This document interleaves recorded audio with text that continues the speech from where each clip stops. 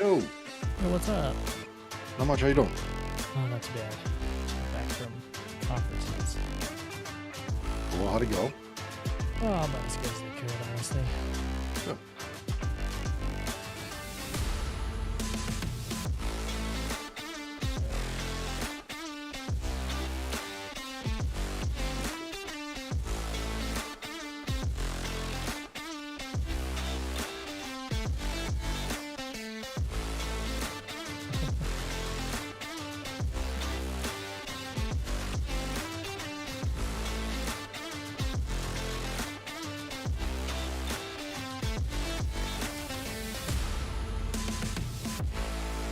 All right, I'm ready whenever you are.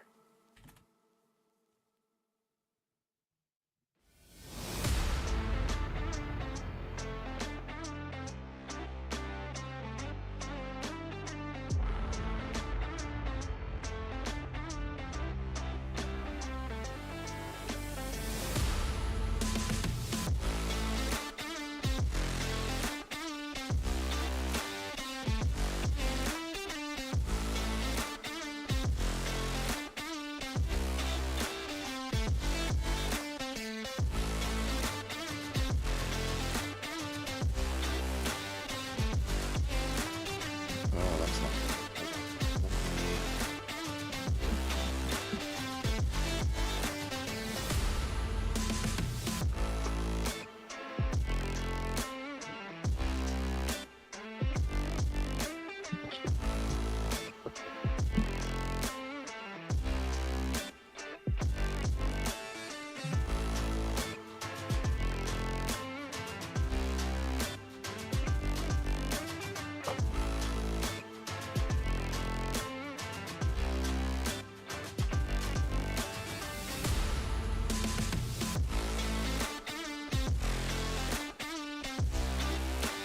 Let me. Ooh, that's not good either. Okay.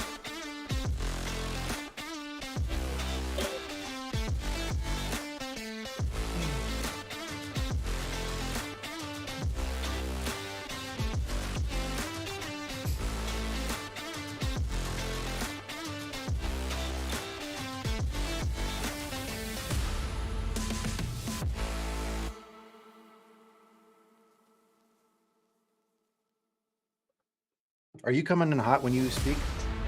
Am I? I mean, I hear you like.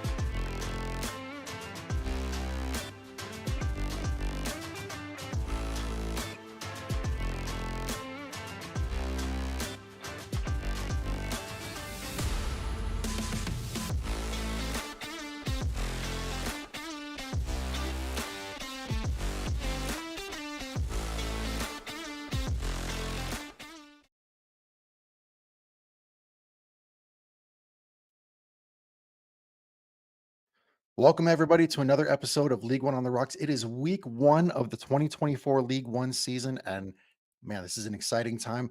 Brian and I are here to break down every single match that's happening this weekend, and we're gonna get into some deep dives. You can find me on Twitter at I'm Rich, but I'm not, joined as always by the man to my side here. That's Brian. You can find him on Twitter at Mediocre Ace. How you doing, man?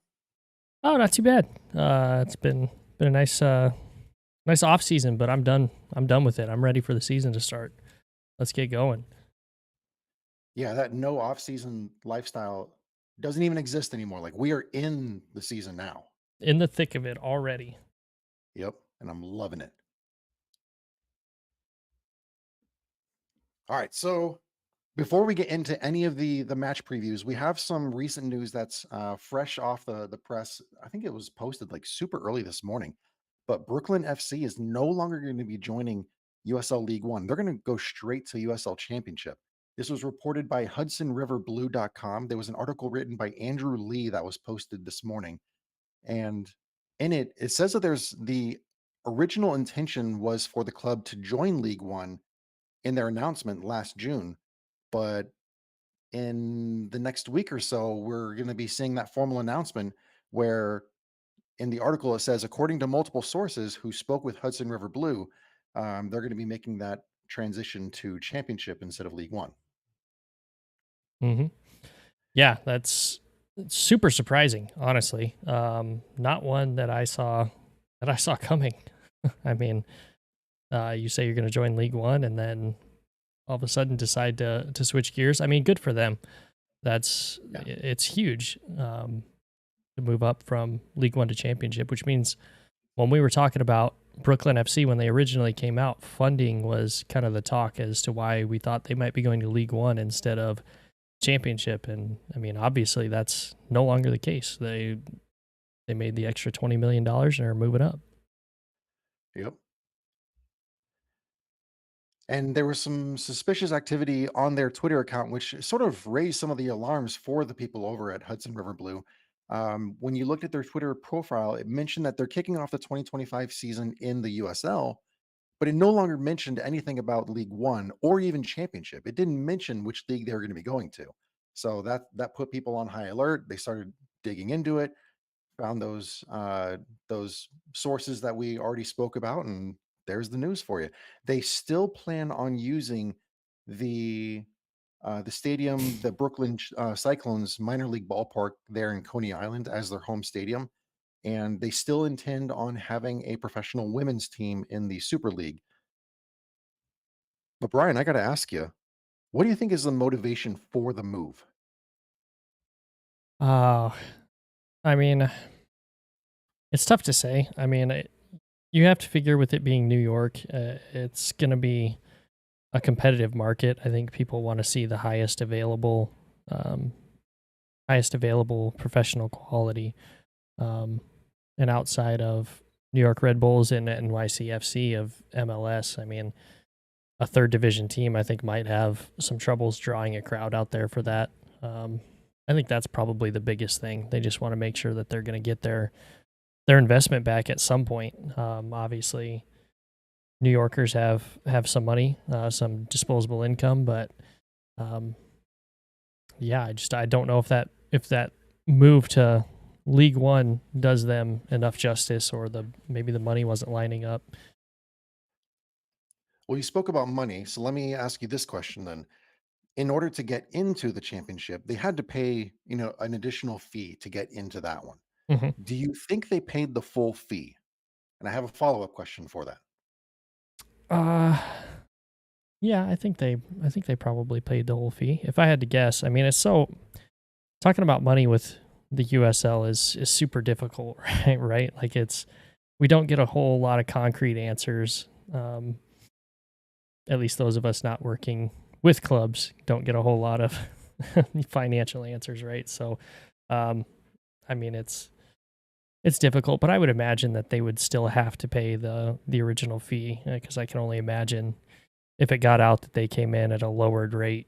I mean, we were talking about that with NCFC and everything too as well. So not knowing if they had to pay to get jumped back up or not. So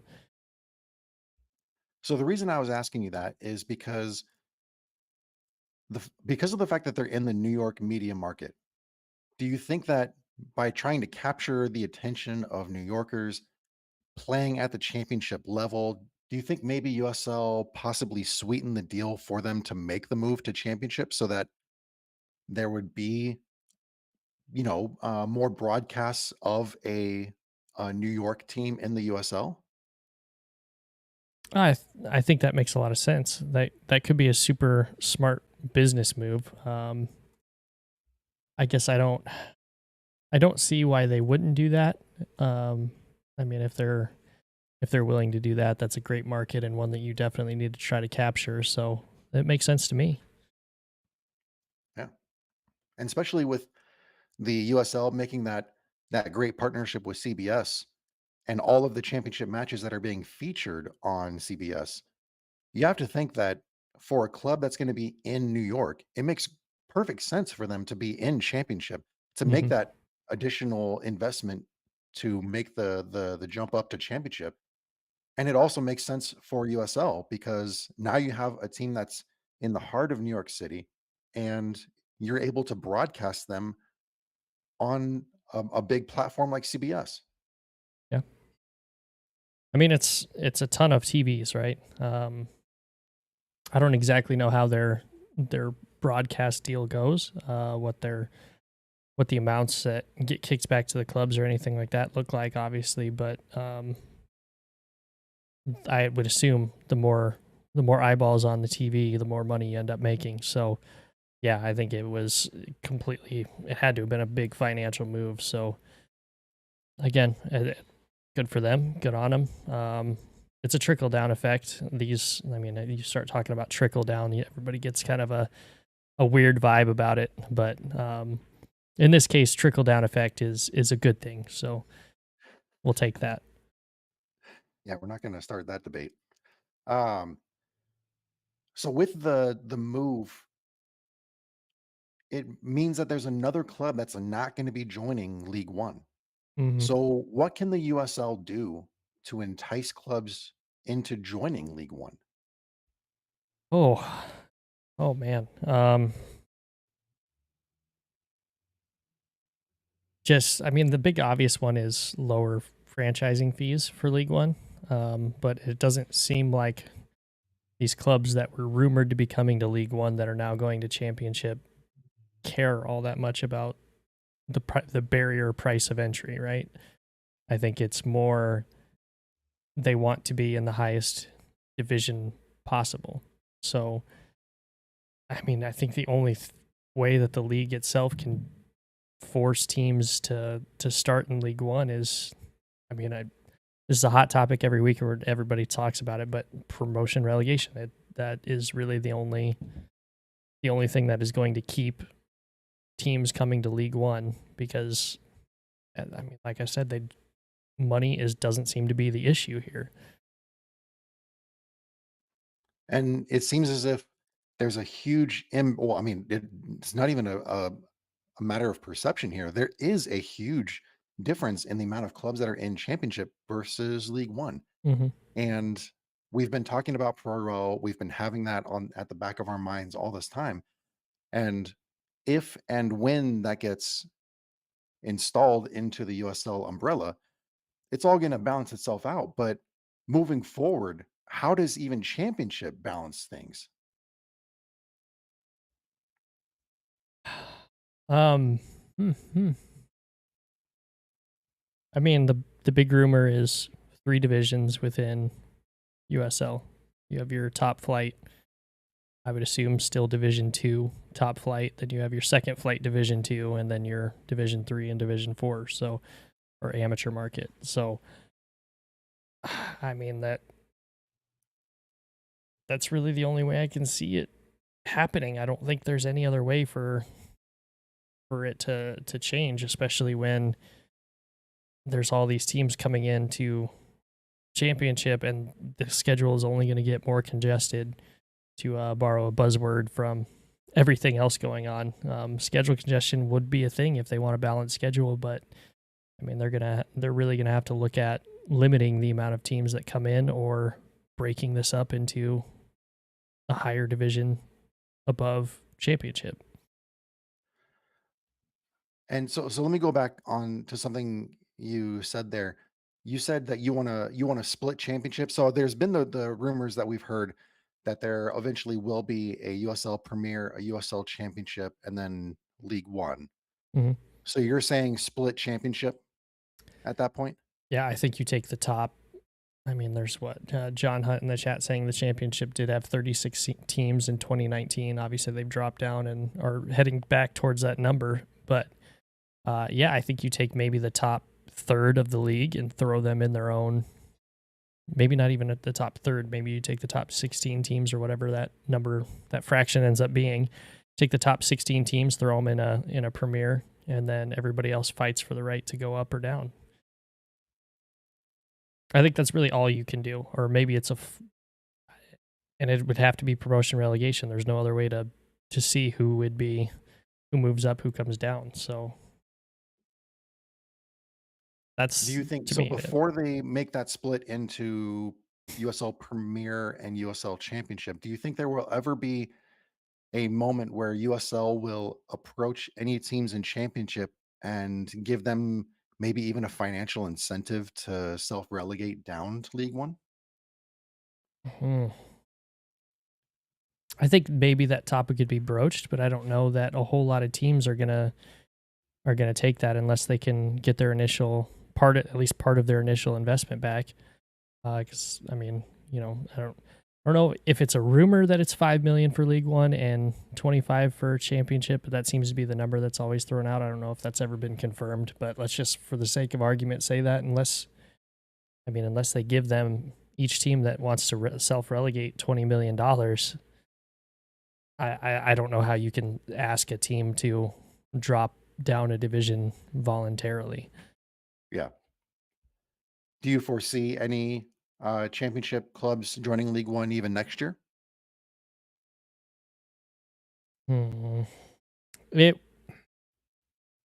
I think there's a possibility. I mean, you really have to look at some of these teams that are struggling to win matches in championships. So you're going to be looking at the bottom 4 or 5 teams, 5, 6 teams in championship, and I mean, obviously, it goes. It There's so much extra stuff you have to look at attendance wise, you know, payroll wise, everything like that. Eh, Do the numbers line up? Because obviously, League One is not as lucrative as Championship. I think that's pretty safe to say.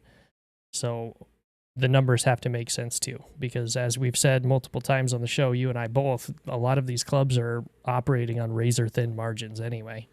So and that's just from a League One perspective, from what we've talked to people about. So I can only imagine Championship is the same, and I can't imagine revenues are better in League One than they are in Championship. So it's possible, I guess.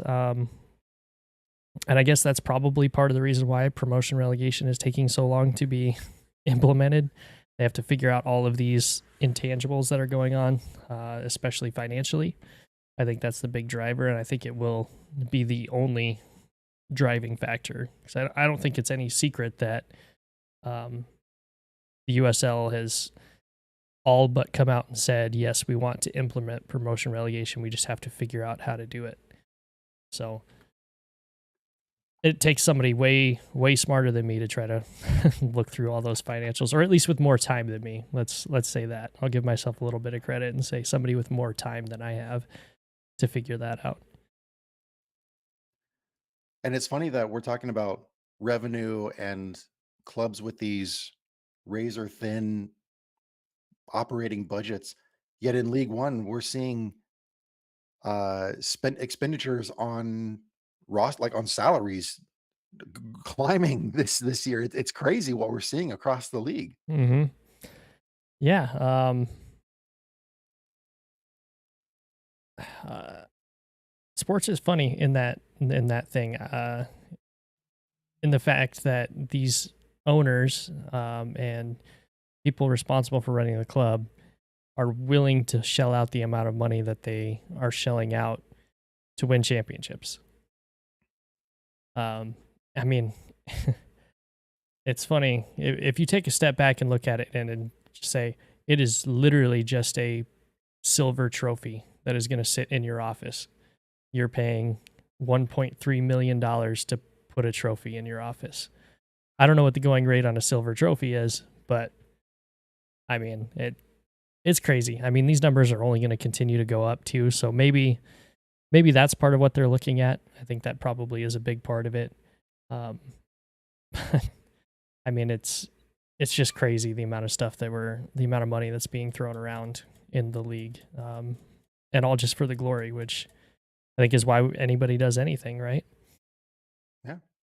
Do you think we'll ever see a salary cap in USL?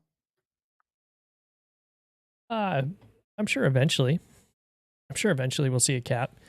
Um, Granted, I think you're gonna have to. I think you're gonna have to have a more well-established, concrete players union. It's gonna take a little while for that to happen. Um, it's gonna take a little while for everybody to exactly figure out what the market rate is for the average player in USL League One or Championship, and then what a top flight League One or Championship player would be worth. And that just comes with time and sending players to Europe or up to MLS or to any of these other countries and seeing what you get for them. I mean, we just don't have enough data. I feel like to really solidify that top level yet. Yeah, we're getting some good comments from John Hunt over in the live chat. So you mentioned earlier that he did have that comment where he said the championship did have 36 teams in 2019.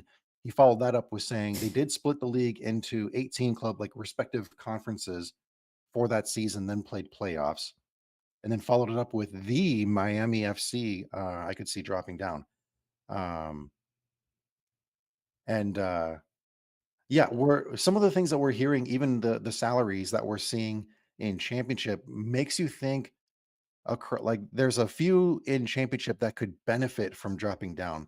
It's just whether or not even I don't even know if you want to say it like this way, but if the owners want to have that kind of if they want to take that hit to the pride and go to League One, like self-relegating, you know? Yeah, Um, I mean, there's some teams on here if we just go and look at last season that maybe a Loudon or a Hartford, and then excuse me in the West, Monterey Bay, which I really don't see anybody in the West dropping down. At yeah. least the bottom part of the table, Monterey Bay, I doubt they would drop down. And Las Vegas Lights, they will not drop down. I don't And see them dropping down. and they've been investing. So I mean, even their salaries are higher this season. So they're Hmm. trying to reverse that trend and bring in a more competitive mold to the league. Yeah, I mean it's going to be tough not to do better than 3 wins, 10 losses, or 10 draws and 21 losses. So Yeah, yeah. crazy. Yeah, I mean, Yep. there's some teams I could see maybe dropping down, but there's others that are in these markets that it's the same thing with like Brooklyn, with the population base and just the types of cities that they are, that they're going to want the highest that they can get. So in the USL, that's Division Two and Championship. Yep. On a whole separate matter, I really like your jersey tonight. That's a cool jersey. Thank you. Yeah, the Omaha Night Owls, sponsored by. Oh, you can't see it. I got to go this way. Sponsored by Hoot Juice. Hoot Um, juice. Yeah, and big shout out to Walkin 90 Pod. You can't see it because it's stretchy, but Walkin 90 Pod, there you go, is also on the sleeve. So I love the yeah, fact that they were able to get their logo on the side there. That's cool. yeah, it is really cool. This was one of my favorite purchases of the 22 season, because we all know how that went for Union Omaha, and it was not great. And the sleeves are different colors too. You got yellow Yep, on the other yep. on one side and pink on the other, Yellow on the left, pink on the and right, you got the teal yeah, and collar too. teal collar. The Nice. these dinosaurs from our championship run sitting in the parking lot. If you check through my Twitter photos, you will see a photo of me standing right next to the dinosaur from when Omaha won the title. That's awesome. I saw you're drinking Dr. Pepper again tonight. Yeah, I was on the Linners and Woozers roundtable last night, and they had commented before we started about my water jug, which for anybody watching the live stream, it's a half gallon. I ended up drinking 60 ounces of it last night. So let's say that pod at the end, it was it didn't cut off a minute too short. I I was about at the breaking point. at the end of that one. I'm going with Southbound Brewing Mountain Jam tonight. That is a cool Southern can. I Lager. like that. I've never heard of Southbound Brewing. Let me see it. They're out of Savannah, Georgia. All right, so just down the road. Very nice. So yeah, give this one a try. Perfect. And John Hunt in the chat saying, to be fair, it was a 2.25 hour run. True. It was a long show. Make sure you guys go and check that one out. Yeah, I'm looking forward to watching that one. It was That'll be good. cool. It was a good time. Benji came in and joined about the last third of the pod, so it was a good time. That's cool. I had one of the people in the front office here said that he tuned in for a bit to hear. Oh no, yeah, he was talking about this one, and he was tuning into another show to listen to. Or no, he wasn't listening because you guys weren't recording live. Nope. Okay, yeah, so he was listening to USL show last night. Never mind, that's my Yep. bad. Yep. They were on at the same time we were doing the round table. That's cool. Alex Ashton in the chat asking, what makes it a Southern lager? Is it just made in the South? that's that's got to be it. Let me see here. Uh, the description says our southern dry hopped lager with the refreshing taste you crave. Citra, Amarillo, and Cascade hops lend this brew its heady citrus aroma to create a craft lager like no other. It's light bodied but doesn't skimp on flavor, making it the perfect beer for soaking in the race or soaking up the race. Sounds like a good tailgate beer to me. Yeah. And then the slogan here is Life's a trip, head southbound. That's creative. Yeah, I'm thinking Alex, it's just made in the South. That's got to be it. Yeah, that's got to be it.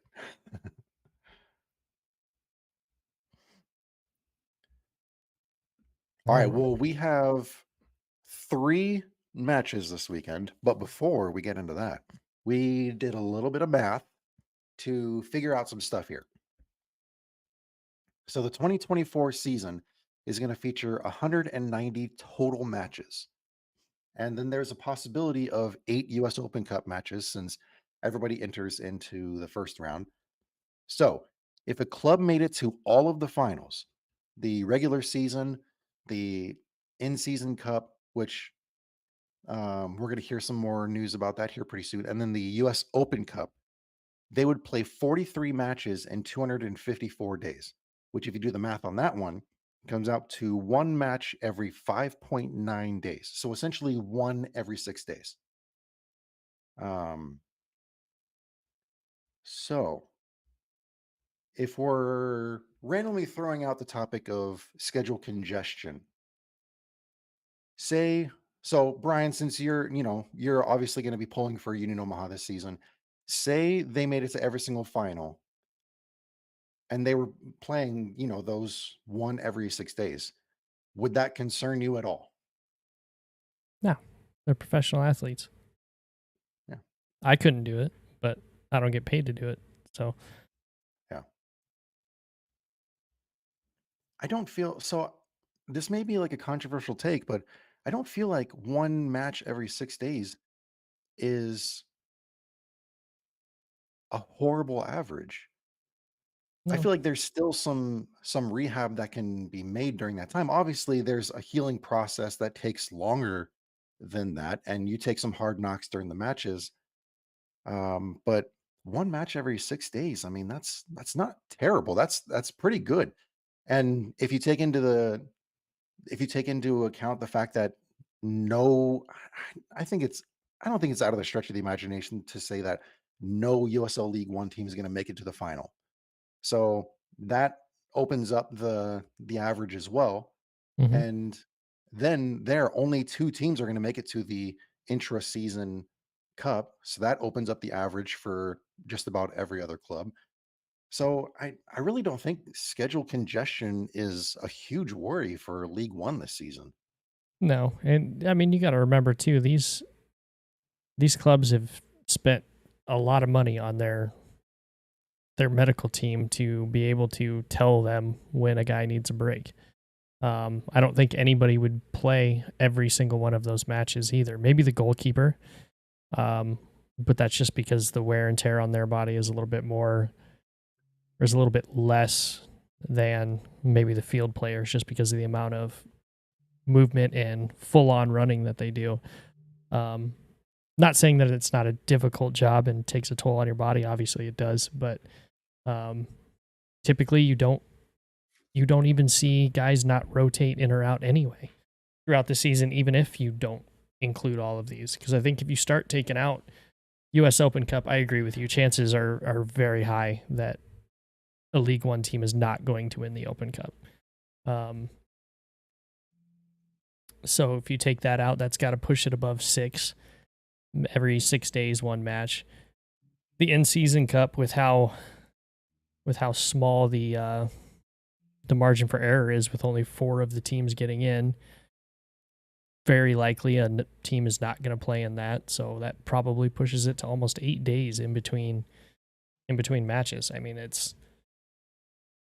I think it's I think schedule congestion is a myth perpetuated by the MLS to try to kill a 100-plus-year-old tournament. While we're on the topic, I'm going to poke the bear. How do you feel about League One refs officiating MLS matches? Scabbing, that's pretty bad. Um, yeah, you don't cross picket lines. It's pretty messed up, especially considering that the striking that the MLS pro referees are doing is trying to get a better wage for them, because MLS's profits keep going up and they don't want to share it. Um, so I think it's pretty messed up, and I'm actually super excited that there are a lot of blown calls due to referees that are not getting the training that they need to operate at that high of a level.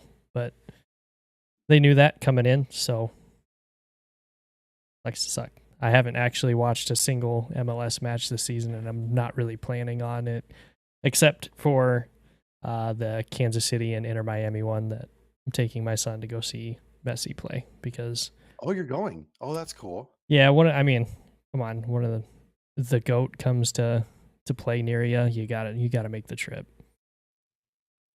Yeah.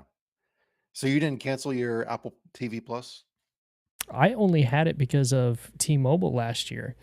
Um, so I don't think that renewed this season. So yeah, I'm not gonna buy the MLS season pass on Apple. I'm gonna make sure that I have CBS and make sure that I have ESPN Plus to support the league that actually cares about soccer in the United States.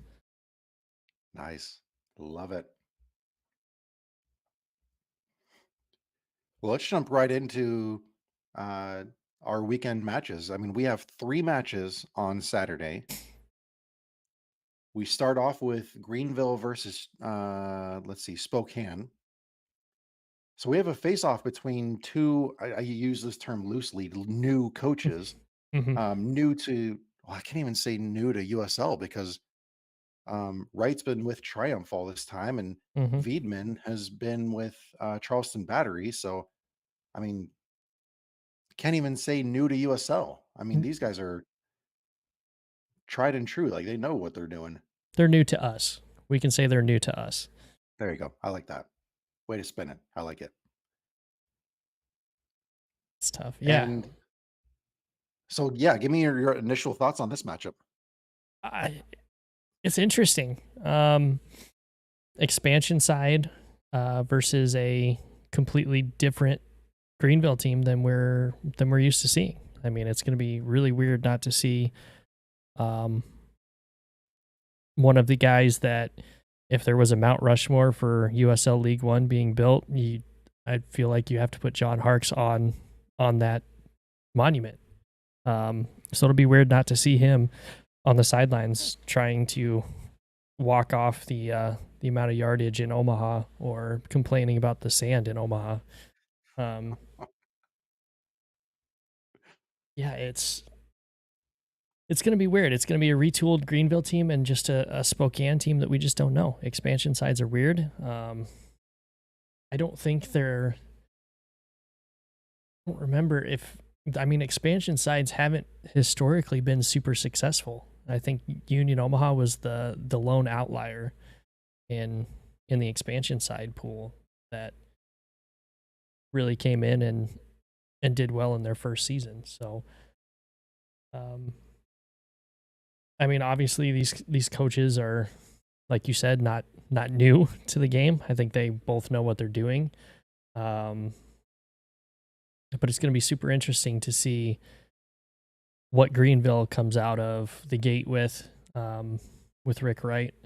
Although being on um, Greenville's staff for this long, you have to figure it's got to be somewhat similar to John Harkes, I would assume, right? You would think so. Yeah. So I mean, it'll be interesting. But I don't really know. This is to steal one from Walking 90. This is probably the chaos match right here. And if you, so you, we have a little bit of a tactical breakdown of Spokane. Thank you. This all goes thanks to John Morrissey over at the USL show, because he actually wrote a short tactical preview for USL League One's website. And if you go to the USLLeague1.com right now, you can see this article that was posted earlier today, and it gives a short synopsis or a short preview of what every club is looking like in John's eyes. And I mean, just as we've come to expect from John, these are really great descriptions. So that's a fun read. Definitely go check that out. Yeah, John Morrissey does great stuff. All season, I Yeah. always look forward to his breakdowns. Even though, John, you could be doing more for League One. I like to see your content, so bring some more of that to League One. Yep. And because of the fact that we haven't seen any previous matchups between these two, Mm-hmm. there's two, once again, quote unquote, new coaches coming in. There's a lot of unknowns in this one. So I can understand why Walking 90 would say this is the chaos match of the weekend. But how do you think Greenville is going to be dealing with Spokane's offense? We've seen a few indications through posts online, both with Benji over at the Spokane Soccer Show. We've seen this tactical breakdown from John Morrissey. We kind of have an idea of Wiedmann's tactical insights heading into the season. Do Mm-hmm. you think Greenville is going to be able to contain Spokane? I think it really comes down to um, what Rick Wright is going to want to do. Is he going to continue to build on the predecessor before him and be defensive first and really try to contain the attack of every team, or are we going to see a more wide open attacking Greenville? Um, Obviously, he's going to have his own thoughts on how matches should be played and how formations should be run, but um, I think it is really difficult coming into a team that has had so much success like Greenville. I mean, their worst finish was last season, and they finished fifth. So um, that's a really high bar to have to step up to. Um, it just I haven't watched any of their preseason matches. I've looked at them a little bit, but it seems like it's going to be a lot of more or less the same. Um, but it is going to be interesting to see how those new and old systems get blended together, and if defense continues to be the main priority for Greenville.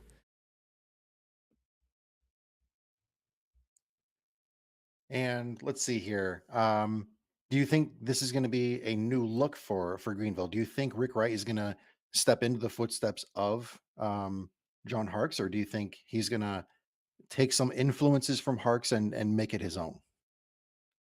Yeah, um, I think being on John Harkes' staff before, obviously he's gonna take some things, but every coach sees it a little bit differently. He may not have agreed with maybe, and this is just all speculation, but maybe not being as defensively focused. I feel like that's also hurt Greenville before. So maybe he tries to power up that offense a little bit. Maybe goes a little bit more offensive minded, tweaks it a little bit. But I just in my own head, I expect more of the same from Greenville. I really don't see it changing too much. You can't mess with success too much. And we've talked about how the fact that Spokane is obviously new to League One this season. There's going to be a lot of nerves involved with Spokane stepping onto the field for the first time. There's going to be nerves from Greenville because this is their first match of the 2024 season. So for those first 20, 30 minutes, there's going to be some nervous action. Sure. Which team do you see prevailing for from that aspect? Uh I I feel like the pressure is definitely more on Greenville than Spokane in this one. I mean, if you look at what Greenville's done traditionally when they start the season at home, in 19, 20, and 21, they started all away. So we only have data here from 22 and 23. In 2022, they started the season at home and lost 2-0 to Central Valley Fuego. And last season, they started at home and lost 1-0 to Richmond. So they have a track record of losing their first matches when they start at home. Spokane, yes, as an expansion side, you want to come in and you want to win, and you want to win right away. But I don't think anybody is expecting them to come out and light the league on fire. When you go down the line, not saying that their players aren't talented and that they don't have a good team, because they do, but compared to the rest of the league, there's a definite feel that the level of play is going to be a little bit more towards the center of the pack and even the bottom of the pack. It's bottom to center of the pack for League One this season. So I mean, Greenville has obviously been champions before. They've been successful. So you really don't want to start 3 consecutive seasons at home losing your first match at home. And especially from last year, Greenville struggled at home. They had their most home losses last season that they've ever had. So they're going to want to try to right that ship, and that's just another level of pressure that they're going to have to try to perform under. So you talk about all the pressure that's being placed on Greenville due to, not winning at home, not opening their season, stronger than and seasons past, the stats you just went over. Flipping over to Spokane, what do you consider a successful start of the season for them? Mm. It's tough to go on the road for your first match, especially as an expansion side. Um, I think early on this season, if they can come in and they can build some sort of camaraderie on the road, which we hear from coaches all the time. Every single time we've talked to a coach on our show, Rich, it's been they build this sense of team and a sense of togetherness from road trips. So um, maybe it's the best thing that could happen to them starting out on the road. You get everybody together. You maybe face some adversity. You know you're going to a team that's traditionally played very well in League One. Um, and if they can go in there and get a win at Greenville, I think that sets up a huge potential run for them. Build off of that momentum, and it'll be interesting to see, because they did not fill their roster full of brand new guys to League One. There is a little bit of veteran presence there. So I'm going to ask you, how do you think this team, being comprised of primarily newer players to League One with a mix of a few veteran guys plugged in there. Do you think they're going to be able to handle the physicality that a team like Greenville, who plays a very defensive minded match, you think they're going to be able to cope with that very well? I think the fact that Rick Wright has been coaching the past few seasons alongside John Harkes, it's not going to be any surprise when we see a very similar system to what Harkes had with Greenville. That said, that gives Wiedemann every opportunity to look at film and to know what to expect and how to prepare for that setup for defense. We've always talked about Greenville. Well, I mean, not always, but Greenville is known for having a strong back line, uh, as well as a strong midfield. They've seemed to have lost their way a little bit, but there's still a recognizable system at Greenville. So when we see Spokane come into Paladin Stadium on Saturday evening, I fully anticipate Spokane trying to overload the midfield while opening up the channels along the flanks and just going to town on Greenville's box.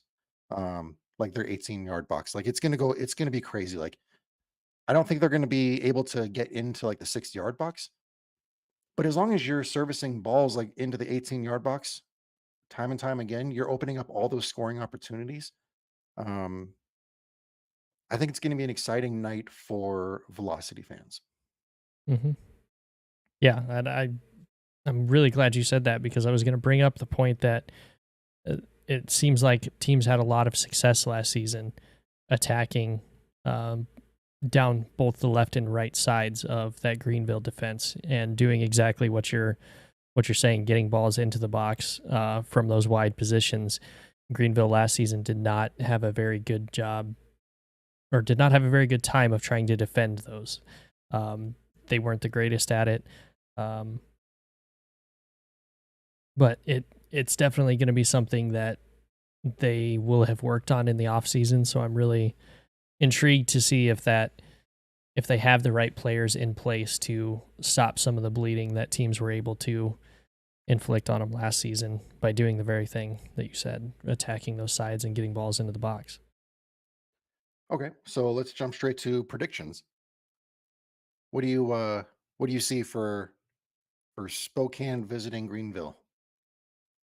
Um,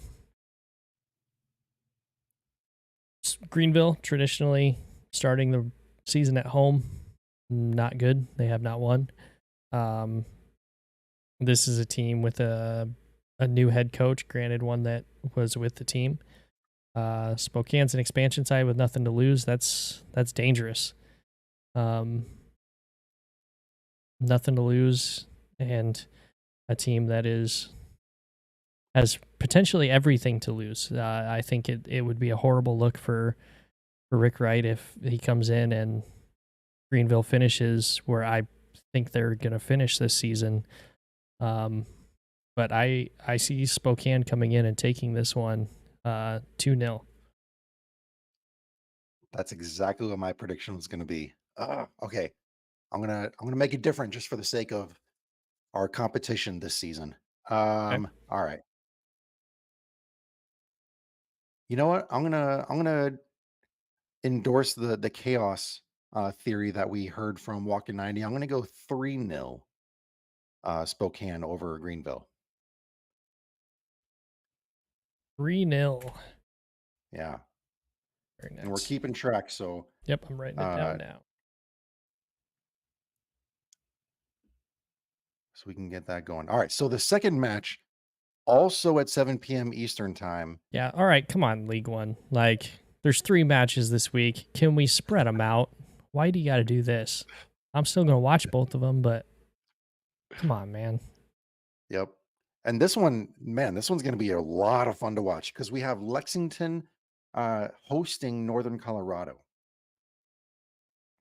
And Walking 90 even put out the poll, which is your match of the week to watch this coming weekend. And overwhelmingly, people were voting for this match. Mhm. And I mean, you can't really argue too much with that.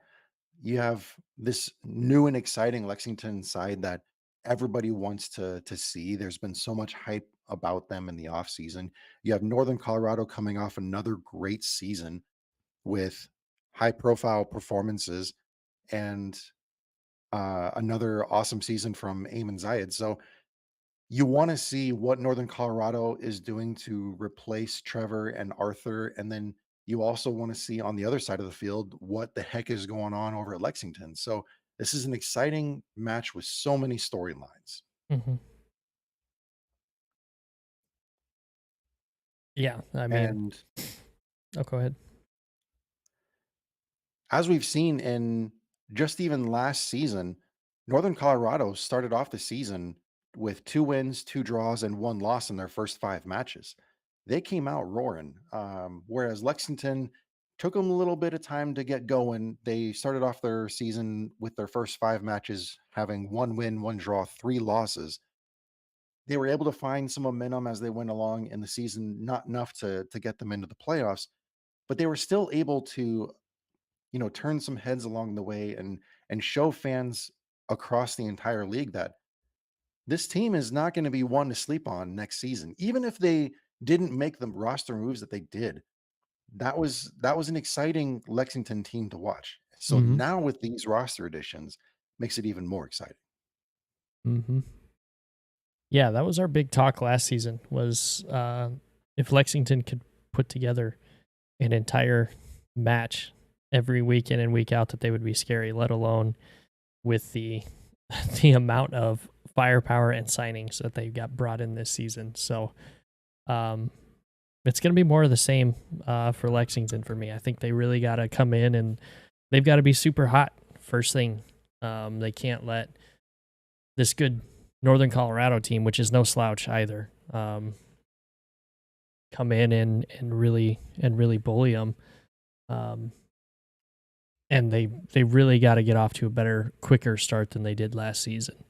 I think, especially for a side like Lexington with the players that they had last season, that slow start really hurt them, um, and was maybe some of the reason why they couldn't put a full 90 together week in and week out. So they definitely have to do that. In Northern Colorado, how do you do it without Arthur Rogers and Trevor Amon again? I mean, it's just it's hard. It's going to be difficult. So um, this is a Titanic first match of the season for both of these teams.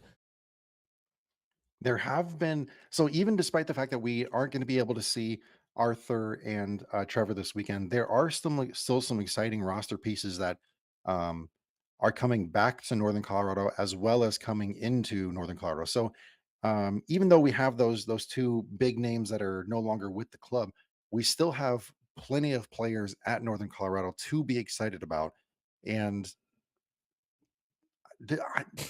Eamon knows what he's doing. He has a particular system that he wants there in Northern Colorado, and he's able to find the players that he wants to plug into his system. Hmm. And you got to give it to him. He has an exciting style of play. They are fast, they're loose, they press high. I mean, they're not a team that's gonna, lull you to sleep. They're a team that's gonna be high impact, a lot of action, a lot of fast movement and everything. So combine that with Lexington, I mean, this really is gonna be a lot of fun to watch. Um, so on Lexington's side, we've talked a lot about the roster additions that they've been having. How do you see all of these adjustments, all these signings, melding together for this first match of the 2024 season? I I mean, I'm a big proponent on preseason signings don't make a title winning roster. Um, and it really is up to how the team gels together. Um, obviously they're at home for this first one, so What I said in the previous one with Spokane, maybe getting some of that camaraderie doesn't apply here. But there is a lot, a lot of talent on this Lexington team. So as far as working together, I would assume that they're all professionals. They just need to learn exactly how each other really like balls played to them, or where they want um, their guys to make runs in so they can get their passes in. Because obviously they have passes that they prefer, just like anybody else. But I think it's going to take a few matches before we really see Lexington kick it into high gear this season. I think traditionally that's how most teams that have signed big names like this have gone. It's taken a match or two, and then they've kind of clicked at a certain point, and we'll see it as soon as it happens. Um, and it's fortunate for all of us who are neutrals in this one that Lexington gets to play their first match against a strong Northern Colorado team, because this Northern Colorado team is a team that can test them. They play with a uh, chip on your shoulder. Sounds so like, oh, we're out to prove something, which isn't really what I mean. They play more with an edge to them. They're a very physical team. They always have been, and I think that's uh, a credit to Coach Amon out there and how he kind of played. So um, the signings working together is just going to have to be a trial by fire, and luckily for them, this is a team that will test them. We saw in the preseason that Northern Colorado did beat Colorado Rapids 2, the MLS Next Pro team, 2-1 in their last preseason match on March 3rd. Now, the day before, we saw Lexington have a doubleheader against two colleges, the first one being University of Kentucky, the second one being Georgetown College. And Lexington did win both of those matches. The scores were 2-1 and then 2-0. For your last match of your preseason, which would you prefer? A doubleheader type of scrimmage versus two NCAA teams, or one final preseason match against an MLS Next Pro club?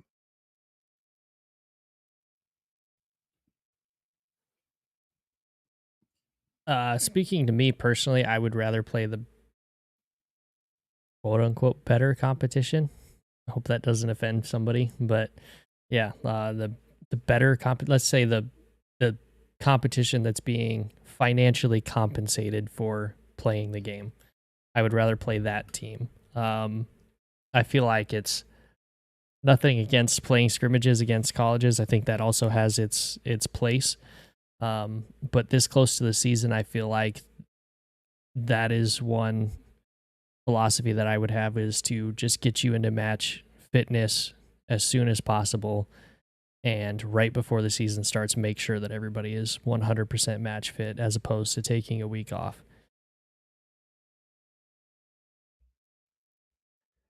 And I like the thought process there. I agree with you. Um, I would rather finish out the season the way that Northern Colorado did. We've only had 3 matches between these 2 clubs, and each club has 1 win, 1 draw, and 1 loss. Um, there's been a lot of goals in these matches. The first matchup, there were 4 goals. The second matchup, there were 7. After that, there were 5. Do you see another one of these type of matches, for this week 1? I see multiple goals, for sure. I see. I'm not going to give away my prediction, but I do see goals for both sides. Um, yeah, I don't think it's going to be as high, just because it's the first match of the season. I think there's going to be a lot of feeling out in the first 30 minutes, as you said on uh, the last kind of preview for the last two teams. But yeah, I think with the amount of firepower both of these teams are bringing, I think it would be hard pressed to think that you're not going to see some scoring in this one. And then let me throw this question at you too. Do you think there's any bit of relief from both sides that they're facing each other this early in the season? Yeah, I don't know that I'd call it necessarily relief, but more of that competitive fire. Um, I think Northern Colorado is gonna come out and try to prove that last season they were better than they finished. I know there's a lot of people that are Northern Colorado fans, and maybe some of the players themselves that feel like they should have been headed into that final more than another team. But um, they'll have that to kind of drive them on, and I think Lexington's going to be out to prove that these signings are going to make a difference, and they are a no joke team this season, and they're not going to have a problem playing for 90 minutes. They need to shake that kind of stigma that they got from last season. Well, and speaking of those new signings, how do you balance the firepower across all the signings that are coming in? I mean, that's always the problem, isn't it? You don't when you sign all of these players that, especially when they all have attacking prowess, such as the team that Lexington has built here. Um, how do you do it? You have a lot of options, and I guess you just kind of when the ball falls where it does, you see who finishes, and then you kind of tailor it from there. But um, yeah, I mean it's going to be difficult for sure. Um, yeah, and I mean I guess I'll ask you this, Rich. I want to get your opinion on it because we're talking about the all the offensive firepower and all the big names that they brought in. We know really like premier guys have premier egos. Do you think that the egos are going to be a bugaboo here for Lexington at any point this season? Ooh, at any point. See, I feel like if you say at any point, yes. But overall, I'm going to say no. And the reason I'm saying no is because people are so much happier when things are going well. You and I have both spoken about how we both think that Lexington is going to have a good season. Hmm. As long as those trends continue, making them smile, I don't see any major locker room issues.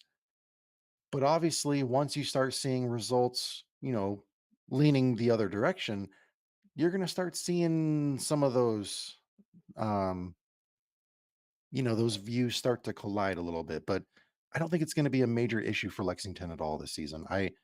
With the signings they have, I don't think there's going to be any sort of an issue with cockiness or arrogance. I just don't see that happening. Yeah, I tend to agree with you. I mean, these guys are professionals, um, and I don't think at this level you're gonna see a whole lot of ego trips going on. I think everybody kind of realizes what level in the U.S. soccer pyramid we're at. Um, Tensions will run high, but that's every team. Every team throughout the season is going to face some family struggles, let's say, within the team. So I agree with you. I don't think it's going to be a super big issue. Yeah. All right. So let's jump into predictions on this one. I'll let you go first on this one since Okay. I stole your score for the last one. You get this first pick here. Oh, that's kind of you. All right. So I am going to go with, ooh, let me look at this thing really quick here. So Lexington starting at home. I'm going to say a super close 2-1 victory for Lexington. All right. 2-1 victory for Lexington. Yeah. But I'm talking like super close. Like you think all the way up to the very last minute that it's going to be a 1-1 draw, and then Lexington gets the victory right at the end. Like it. I like it. I think it's going to be super close. So Um, I also like a 2-1 score line, but it is the reverse. I see Northern Ooh, Colorado coming down and beating Lexington. I think they catch them early. I think Northern Colorado is going to be um, a little bit more put together again this season at the beginning, and I just see them and their physicality being a little bit too much for this newly assembled Lexington team to deal with. So yeah. yeah, I'll take Northern Colorado 2-1 over Lexington. Eamon loves you. Yeah, I'm trying not to get on his bad side. And No, I don't care about that. I would get on his bad side if I thought his team was going to lose. I'm okay with it. I don't even, man, I don't want to do my score prediction because I don't want Lalo Delgado to have a bad game either. Like that's the thing. It's weird. Yeah. But at Mhm. the same time, I don't want Mall Knight to have a bad game either. I don't know. Right. We're in that weird place where we're semi rooting for people now. Yeah, we are fans of the league even though we are fans of specific teams as well. Yep, That's the podcaster's curse, I suppose. exactly. Yeah. Yeah, I only hate one team in the league, so it's fine. And I think we all know who that is. I'm kidding, Madison fans. All right, let's jump straight into the last match of Saturday evening. This is going to be a 7:30 kickoff Eastern time, and it's going to be Tormenta hosting Central Valley Fuego.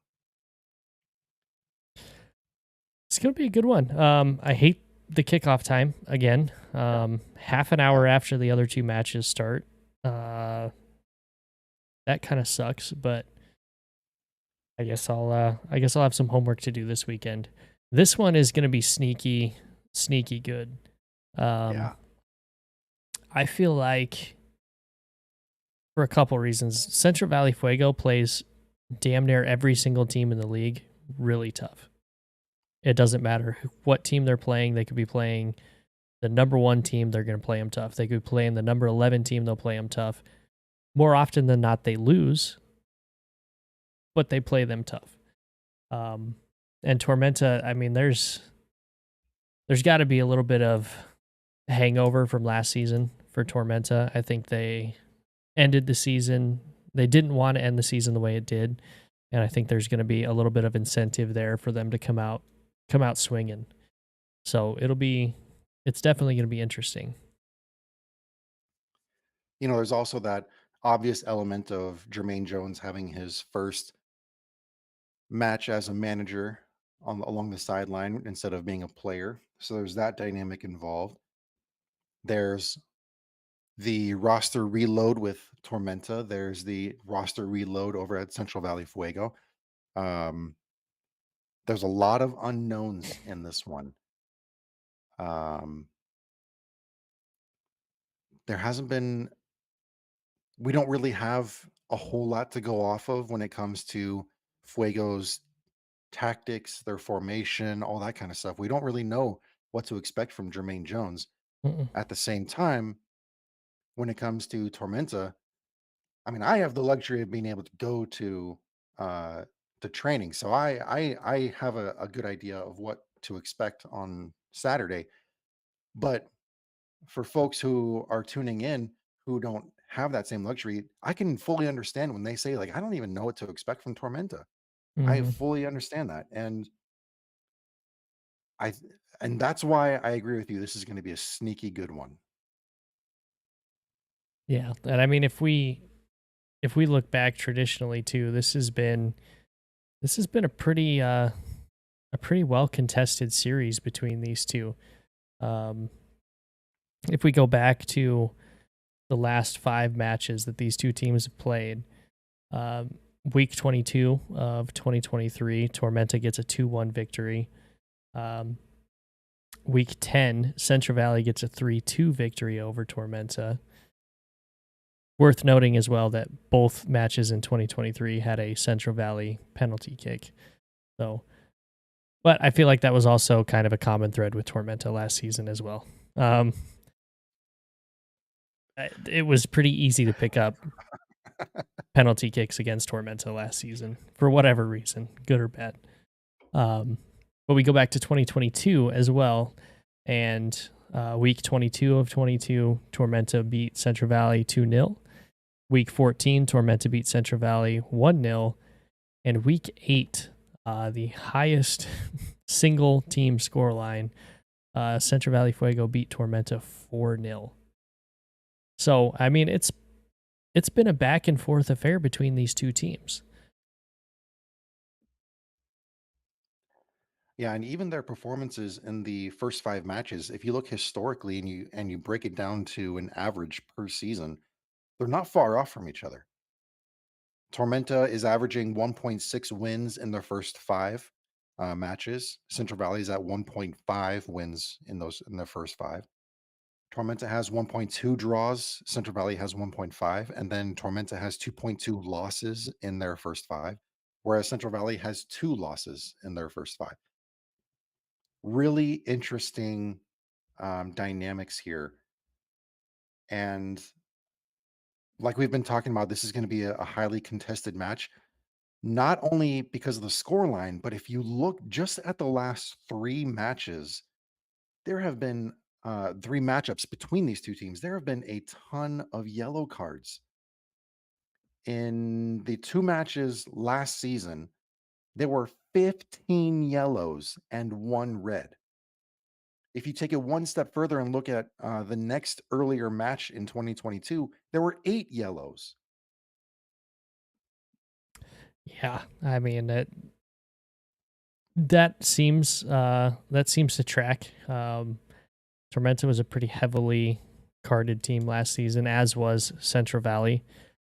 Central Valley, I feel like last season was carded a lot because they had a lot of young players out there, players that were getting themselves into bad positions and having to try to bail themselves out. Whereas a lot of Tormenta's yellows last season were playing through the whistle type yellow cards. Just going at it with a little bit too much, too much pressure on the ball and stuff like that. So, um, I don't see either of these two being as big of a an issue this season. Mostly because Central Valley got rid of everybody, and so did Tormenta. So I don't know. Who knows exactly how these teams are going to play? I think if you look at um, traditionally, if you look at Tormenta, they're a team that's going to play very tough. They're going to be physical. They're going to be um, trying to win every loose ball. And Central Valley, you don't know, but from listening to the few interviews that Jermaine Jones has given, it sounds like he's going to be pretty much the same. So you're going to see two styles that are going to be very similar going at each other. And that is exactly what Central Valley needed to do because they were trying to be the lone outliers last season and the season before, and it just wasn't working out for them, obviously. Yeah. I can say from watching um, some of the players here at Tormenta, man, they're ready to go. And in training, like they battle.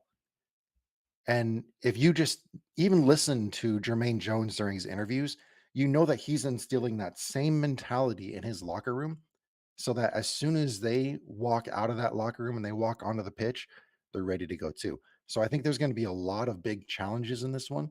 Hmm. I think it's going to be a fierce battle, and I love some of the comments that we're getting here into the live chat. Soup Loop's joining us. Love to see him jumping in here. He says, "You don't know how ready I am to hear you ask if I'm thirsty at halftime, Rich." That's one of my PA reads. So yeah, got a hype Coke at halftime. So love to see that shout out there. Heck yeah. And then he follows it up with saying, "Yep, gonna grab a Coke." And then Connor Martin, which he's being kind enough to let me use his desk again this week. Says important consideration for this game as well. Flight crew getting into Jermaine Jones's head, and I hope that is true because we need Tormenta Stadium rocking um, on Saturday night. Like I want butts in the stands. I want voices loud. I want it to be an intimidating atmosphere week in, week out. So if you can get in their heads, do it. Like, I fully support that. And it starts with flight crew. Make it happen. And then Soup Loop's jumping in saying, we had a stretch last year where we gave up a PK for 4 games in a row, maybe five. So that harkens back to what you were saying earlier, too. Hmm. Yeah, they're and full disclosure, the referees are not very good. I will say that again this season. Some of those were not really warranted, but they happened. That's just how it goes in third division soccer. And that'll be the last time I complain about refs unless it's super egregious. All right. That's the last time I'm going to do it. Um, but yeah, I mean, there's some things that we could talk about with Jermaine Jones. I know I put some stuff in the outline here, but honestly, after listening to um, our friends over at El Fuego Pod do their interview with him, um, go check that out if you guys haven't. It's actually really, really good. Yeah. I don't know why I say actually really good. I knew it was going to be good Yeah. because the El Fuego team did it, but um, it really kind of quelled any of the questions that I had about um, Jones's personality maybe being an issue, which or being like a Deion Sanders type situation for Colorado. Initially, the CBS Galazzo interview with him made it seem like that was going to be more of an issue, but after hearing his actual explanation on there, just go listen to it. I mean, it'll kind of explain everything, and you'll understand why I don't have those issues or thoughts for him. Um, but the only thing that I do see potentially being a problem, and I want to ask you, Rich, how do these Fuego players play an entire season under the pressure and without the fear of failure being met with contract termination? Because when he came in, he said himself, he came in and he turned the entire thing over. Yeah. And I think they should be living with living and playing with that same ferocity that Jermaine Jones was talking about. He said that he didn't want to get fired. And so that's why he made the decisions that he made. These guys coming in, playing as a pro soccer player, you have to live and breathe that same mentality on a day to day basis, or else that's going to happen to you. And so if you can match the intensity of Jones, which is going to be a tall task for Central Valley Fuego players, if you can match that intensity, that's going to bring you a lot of success. And so you just have to bring it every single day. And I know that it can wear you down and all that kind of stuff, but you just got to have faith that the coach that is bringing you in, giving you a chance, signing that dotted line. This is a guy that walked into a locker room and decided, all right, nope, we're doing it my way. He's bringing in his own players. He made the decision to bring you in. That means that he has faith in you and your abilities. If you are able to, like I said, match his intensity, match what he's trying to put forth in the program, fit into the culture that he's trying to instill, and I don't think there's going to be a huge issue. Yes, it's going to be draining, but no League One season is a walk in the park. You're going to have these trials and tribulations, and it's just a matter of how quickly you can put it behind you, focus on the next obstacle in front of you, and get over that obstacle.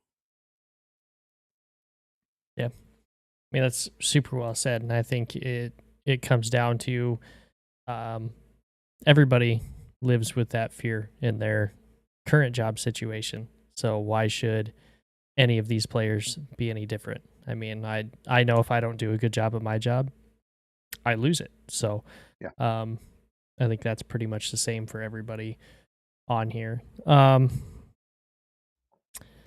So this one, asking you this question might be a little bit unfair. But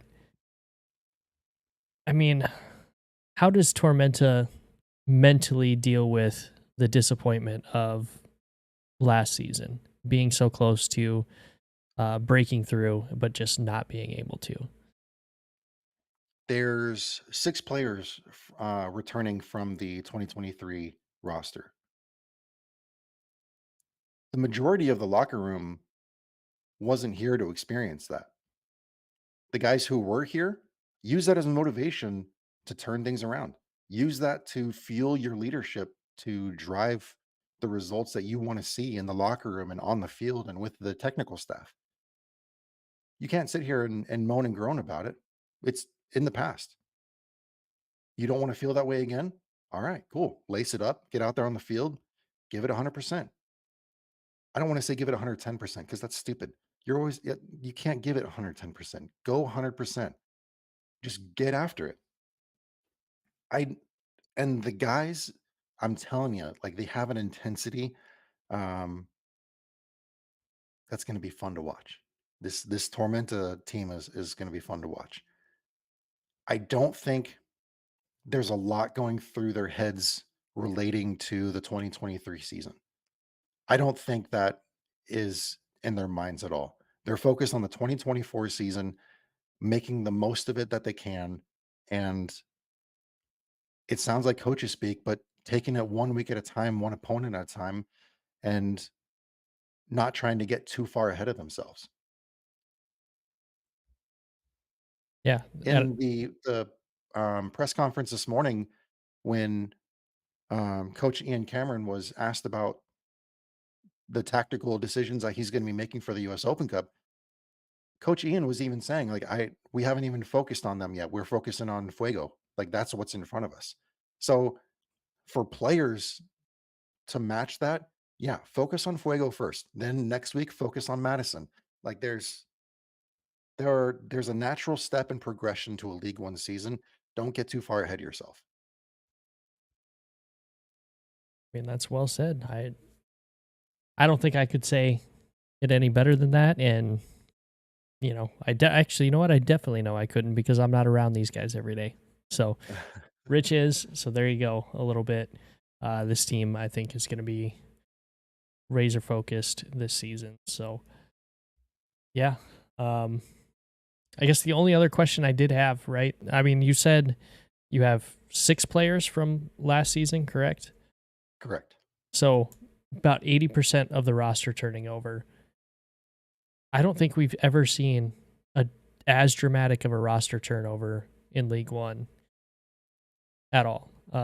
So it's super interesting that this turnover happened, and now this team is looking raring to go and not even thinking about last season. So I think that really shows that head coach Ian Cameron has a plan moving forward, and I'm sure Tormenta fans are happy to see that.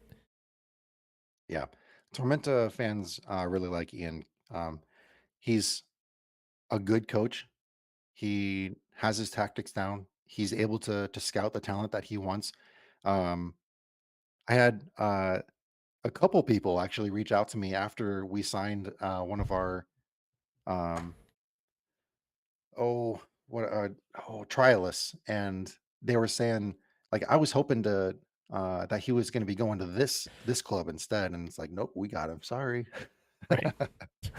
um, but it just goes to show you that there are people that know these trialists are trying like out at multiple clubs, and that there's attention being put on these players, and for Ian to be able to bring them into the locker room and lock them down, that shows the kind of recruiting prowess that he has.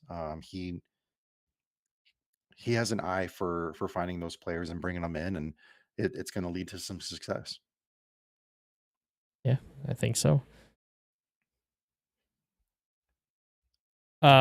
So we've got some prop bets here.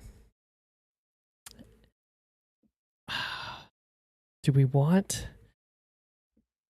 Ooh, this is tough Yeah, because that's going because to give away your it's prediction. going to give away your prediction, but then if I also give my prediction, oh, it's going to cut out a couple of them. Pretty much every single one of those prop bets could give away your prediction. Oh, so do I just give my prediction now?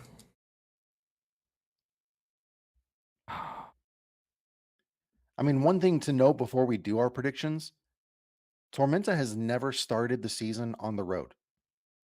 They're always at home, Hmm, which I know that makes sense because we're starting the season in the March, April timeframe, and sure. Statesboro is a warmer place during that time. Hmm. I still find it funny because even Central Valley, uh, both of their seasons, 22 and 23, started on the road. They're a warm climate club, and yet they're starting their seasons on the road. They don't even share a stadium with a baseball team or something like that, yet they're starting their seasons on the road. Hmm. So I thought that was interesting. And also, Central Valley is undefeated in their season openers.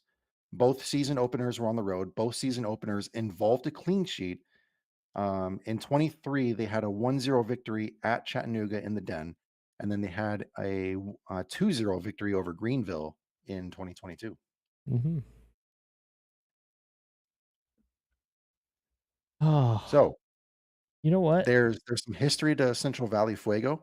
There is. Um, yeah, I mean, I was just hyping up Tormenta, so just wanted to bounce it out and All right. give some respect to Fuego. Yeah, I mean that Fuego again is one of those teams you're going to get their best shot every week. And that has been consistent with them every single year that they've been in the league. They may not always win their matches, but you are always getting that entire team's full attention and full potential coming at you. So um, that's one thing that I expect to carry over this season for them as well.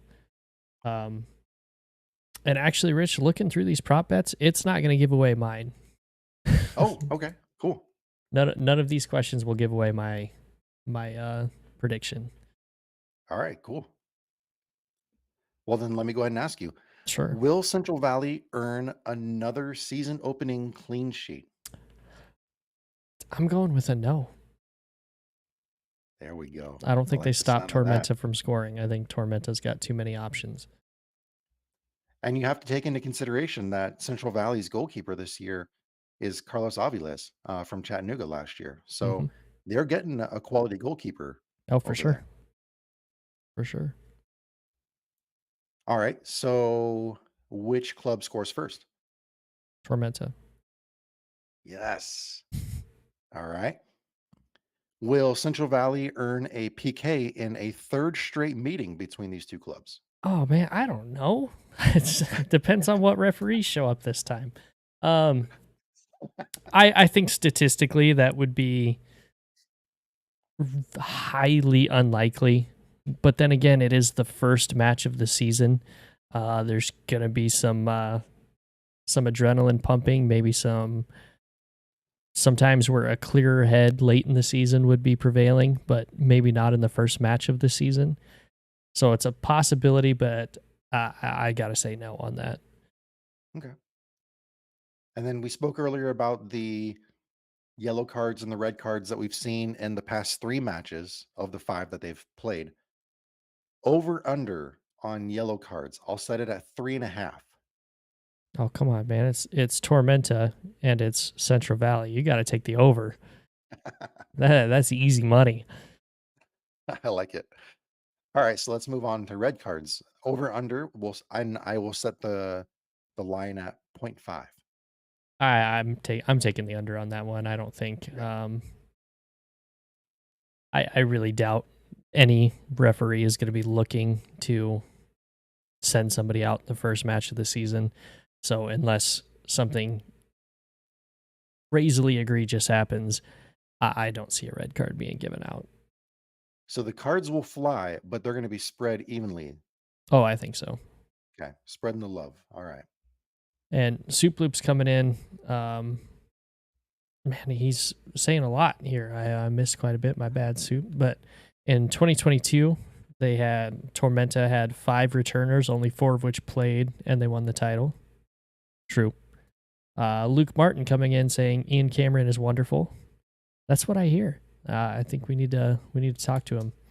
And Luke did a great job in the press conference this morning. So shout out to Luke Martin. There you go. Luke getting the love from Rich. Soup Loops again saying, sorry, I can't help myself with the actually. And Soup Loops also pointing out that Tormenta did give up 2 penalty kicks in preseason. Oh, forgot about that. Oh, man. Ugh. I was too busy looking at the regular season. I didn't even look at the preseason. Hmm. 2 penalties in preseason. Yeah. Did both of those opportunities turn into goals for the opposite team, though? Yes. Okay, well, then never mind. Never mind. All right. Are we ready to do predictions? Are you even allowed to do predictions on this one? Ooh, that's a good point.